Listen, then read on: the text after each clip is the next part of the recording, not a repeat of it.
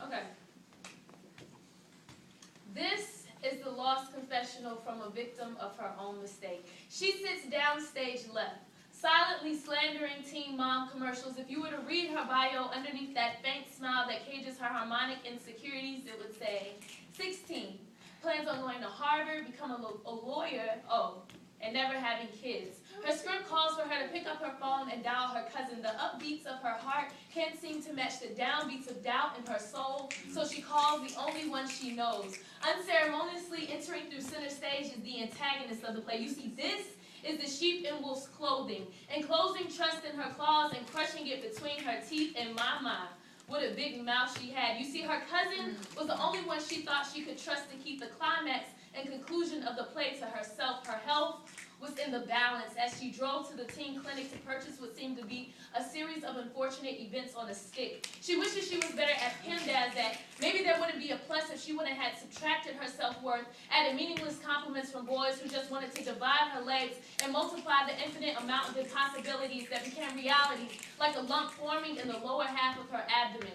Walking across tile floors full of ammonia and tears used to wash broken futures off windows. The four corners of the teen clinic's bathroom stalls suffocated her sense of comfort. The wrinkles in her hand caressed that stick like a painful glimpse into her future. Pacing upstage and downstage, hoping the director's notes might cause the scene to be scratched from the script, maybe for lack of climatic value or not enough moral statue, maybe for the avoidance of controversy or what have you, but she couldn't escape. That positive was a crossroad that looked more like a dead end than an option. Suicide and homicide sat on the balance of her morality, and the way things weighed out, she thought she could kill two birds with one stone. Raging crows filled her stomach in replace of the butterflies that she would gladly greet with open arms. Finally annoyed with seeing multicolored condom wrappers laced with meaningless things like, keep a sock on the pickle, she begins the soliloquy she's been running through her head.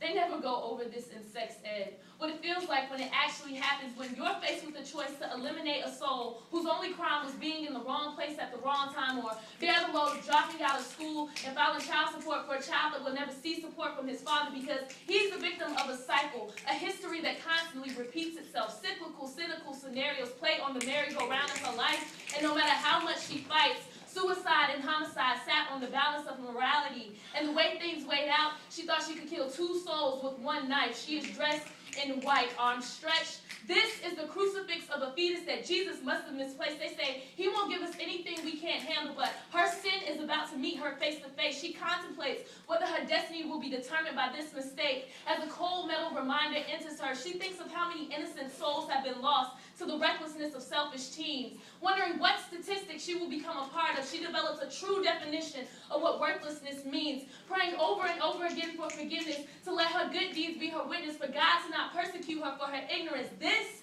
is the lost confessional from a victim of her own mistake. Crumbled up notes left by the dangling feet of thousands of girls whose consciousness incessantly battles them over what's right and what's wrong.